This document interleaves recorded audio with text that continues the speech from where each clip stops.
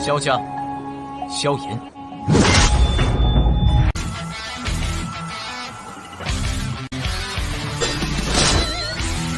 指缝中的光点燃了梦魇，站在天端俯瞰着世界无边无边。 Selamat datang di channel hiburan netizen. Mari kita lanjutkan part berikutnya dari cerita novel Donghua Battle Through the Heavens. Ini hanyalah full spoiler. Tanpa banyak kata demi menghemat kuota, segera kita mulai isi ceritanya.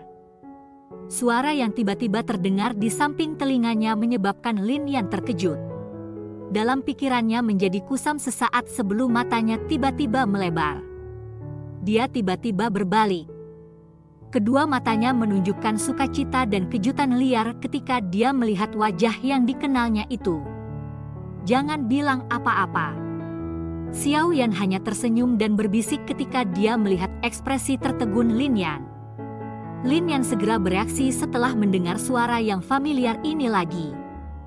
Kegembiraan yang sulit untuk digambarkan dengan cepat melonjak ke matanya. Dia membuka mulutnya dan mengangguk. Dengan menggunakan suara yang hanya bisa mereka dengar, dia berkata, "Baik, kenapa Anda datang ke dataran tengah?" Xiao Yan menyeringai di wajah ekspresi gembira Lin Yan. Setelah itu, dia melambaikan tangannya, menunjukkan bahwa ini bukan tempat untuk ngobrol. Lin Yan juga bangun ketika dia melihat ini. Tatapannya menyapu. Situasi tak terduga tiba-tiba saat itu telah jelas menarik tatapan semua orang yang hadir. Semua dari mereka bisa melihat Xiao Yan tiba-tiba memasuki arena untuk menyelamatkannya dari tangan Wang Chen dengan taktik serangan kilat. Cukup sejumlah penjaga ahli paviliun petir angin di sekitar arena segera bergegas ketika mereka melihat apa yang dilakukan Xiao Yan. Suara marah dipancarkan dari arena, "Siapa kamu? Mengapa Anda mengganggu kompetisi?" Lebih dari selusin ahli paviliun petir angin dengan sayap doki di punggung mereka digantung di udara. Mereka mengepung Xiao Yan dengan mata dingin dan buritan. Senjata yang mereka pegang di tangan mereka samar-samar memancarkan kilatan dingin. Perubahan mendadak yang tak terduga itu juga melebihi harapan Wang Chen. Ketika dia telah pulih, mata gelapnya yang dingin segera terkunci ke Xiao Yan. Pedang berwarna hitam di tangannya dengan lembut mengusap satu sama lain, memancarkan suara berderit yang menyebabkan hati seseorang merasa dingin. Menurut aturan pertemuan besar, seseorang tidak dapat terus menyerang siapapun yang mengakui kekalahan. Namun, orang ini mengabaikan peraturan sebelumnya. Alih-alih mengejarnya, "Mengapa semua orang menanyaiku?" Xiao Yan melepaskan tangan yang meraih bahu Lin Yan. Setelah itu, dia mengangkat kepalanya dan melirik selusin lebih ahli dari paviliun petir angin saat dia berbicara dengan suara lemah. Xiao Yan tidak ingin mengekspos identitasnya di sini. Oleh karena itu, dia menekan suaranya dengan sengaja, menyebabkannya tampak sedikit serak. Selusin ahli dari paviliun petir angin tercengang ketika mereka mendengar kata-kata Xiao Yan. Semua dari mereka melirik Wang Chen. Mereka secara alami telah menyaksikan kejadian sebelumnya. Namun, dia adalah anggota dari paviliun musim semi kuning. Apalagi, Huang Quanzunze saat ini berada di kursi khusus.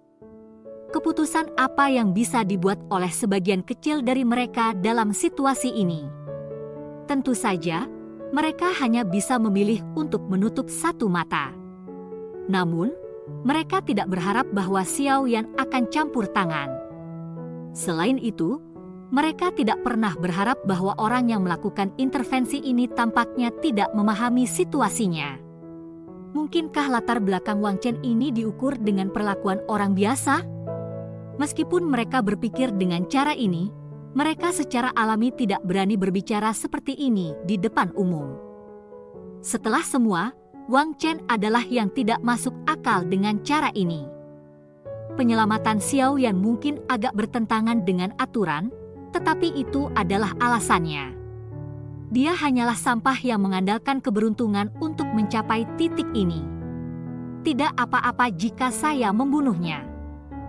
Apa hebatnya itu? Para ahli dari paviliun petir angin mungkin tidak berani mengatakannya, tetapi Wang Chen dapat bertindak tanpa rasa takut ini. Dia segera tertawa dingin. Ada penghinaan dalam suara jahatnya. Api marah melonjak ke mata Lin Yan yang berapi-api ketika dia mendengar ini.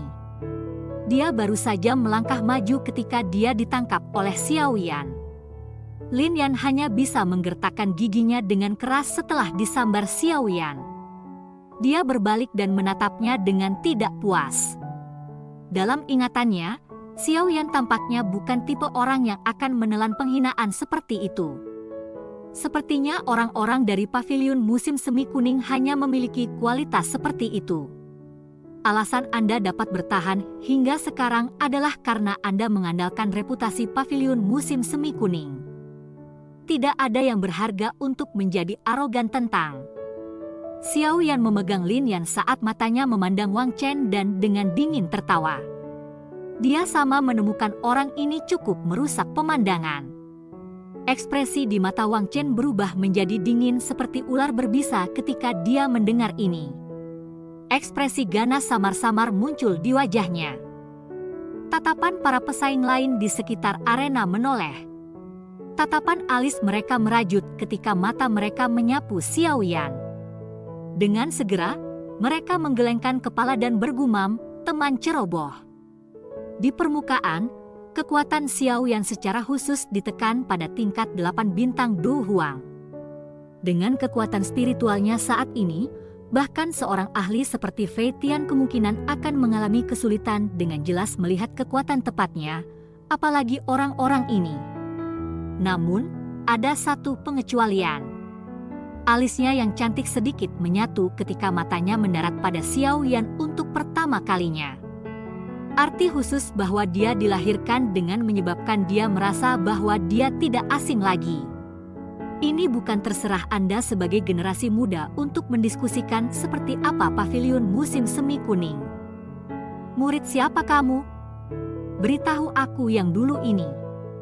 Dengan mampu mengajar murid yang sombong seperti itu, sepertinya gurumu juga harus memiliki kemampuan, bukan? Tawa dingin Xiao yang baru saja terdengar ketika Huang Quan Zunze dari kursi di tengah stadion mengangkat alisnya dan melirik Xiao Yan.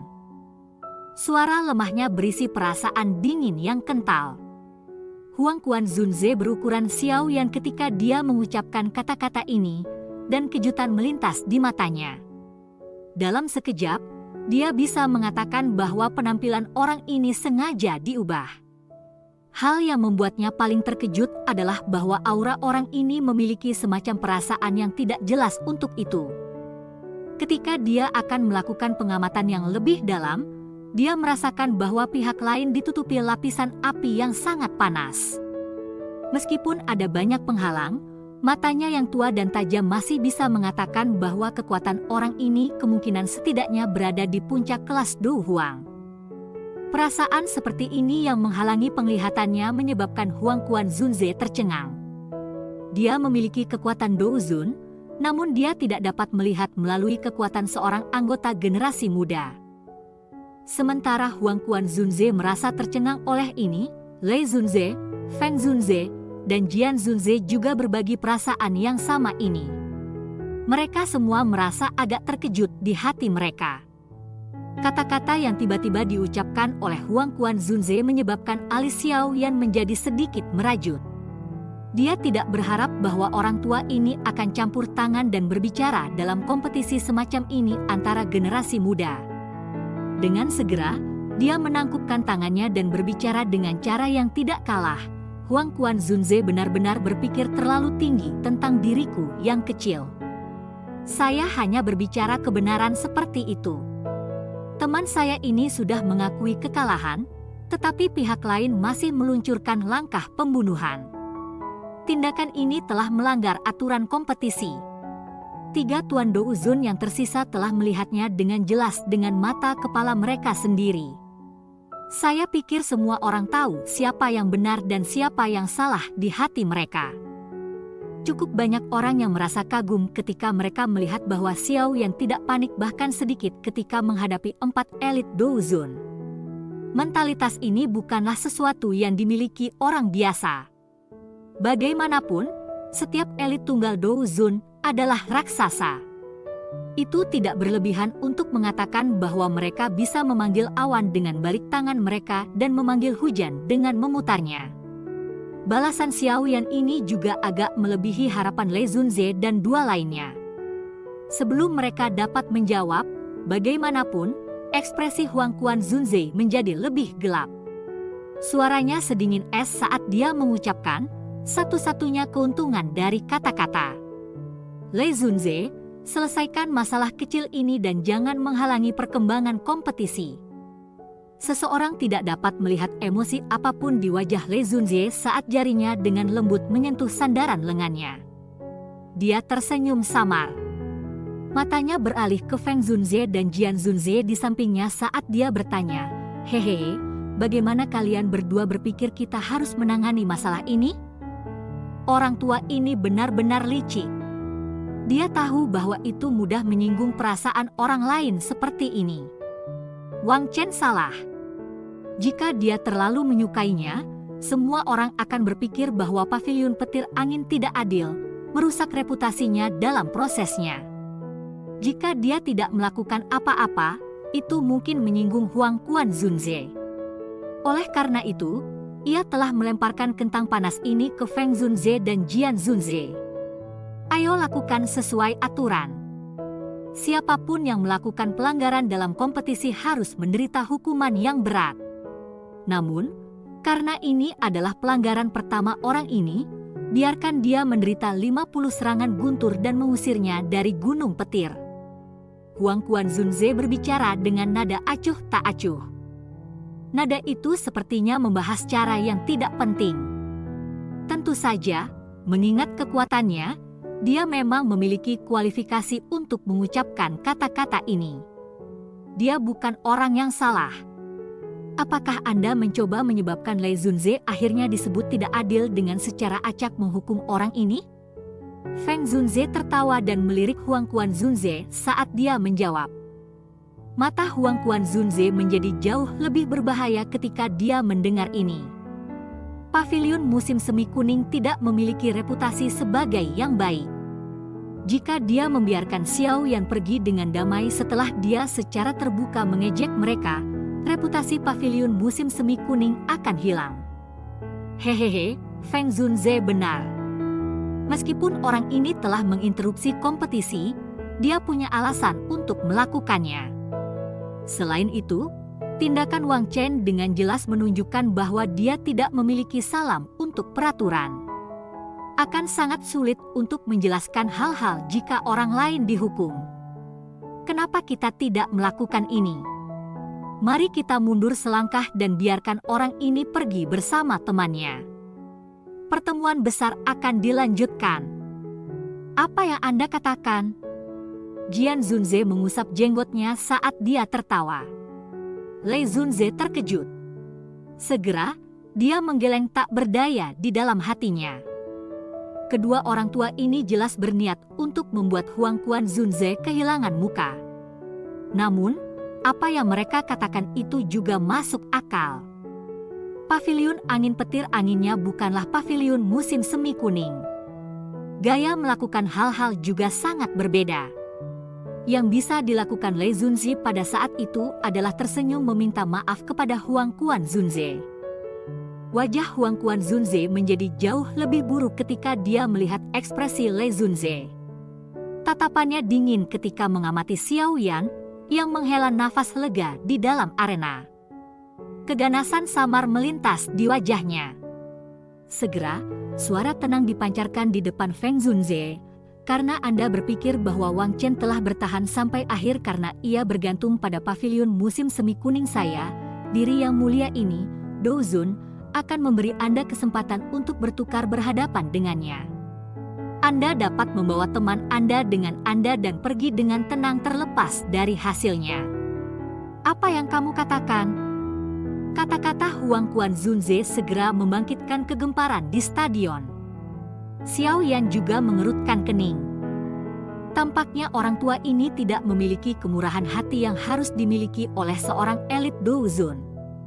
Jangan pedulikan orang tua ini yang tidak akan mati. Ayo pergi. Ekspresi Lin Yan sedikit berubah. Dia menarik Xiao Yan dengan niat untuk pergi. Tidak disangka kalau orang tua ini akan mengatakan kata-kata seperti itu. Dia mengerti kekuatan Wang Chen dengan sangat baik. Kemungkinan hanya Feng Qing'er dan beberapa orang lain yang hadir bisa bertarung dengannya. Jika Anda tidak berani bertarung, Anda harus bersekolah 3 kali dengan guru. Masalah ini akan berakhir jika Anda melakukannya. Jika tidak, Anda tidak akan bisa pergi. Lidah Wang Chen merah terang lembut menjilat pisau tajamnya saat dia dengan ganasnya menertawai Xiao Yan. Mata hitam gelap Xiao Yan menatap tajam pada Wang Chen. Tangan di bawah lengannya dengan erat terkepal, haruskah dia bertarung atau haruskah dia tidak bertarung? Mata semua orang yang hadir berhenti di Xiao Yan. Mereka semua ingin tahu bagaimana pemuda ini, yang tampak tidak tunduk atau terlalu sombong, akan berurusan dengan provokasi Wang Chen.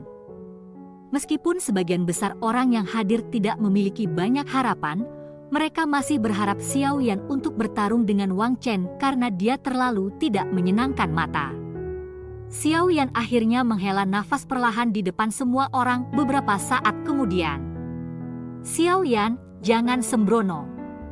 Lin Yan buru-buru berkata. Ekspresinya berubah ketika dia melihat tindakan Xiao Yan. Xiao Yan menoleh dan tersenyum. Setelah itu, dia membebaskan dirinya dari cengkraman Lin Yan saat dia dengan lembut berkata, tenang. Seseorang yang telah datang dari Akademi Batin tidak akan lebih lemah daripada orang acak dari Paviliun Musim Semi Kuning. Xiao Yan perlahan mengambil langkah maju setelah mengucapkan kata-kata itu. Matanya menatap Wang Chen, dan sebuah kata sederhana menyebabkan darah panas dari banyak orang yang hadir untuk mendidih. Datang. Cerita pun bersambung ke episode selanjutnya. Jangan lupa di like, komen, subscribe dan share-nya ya, biar tambah semangat dan konsisten, dan dapat membantu meningkatkan kultivasi Xiao Yan. Terima kasih.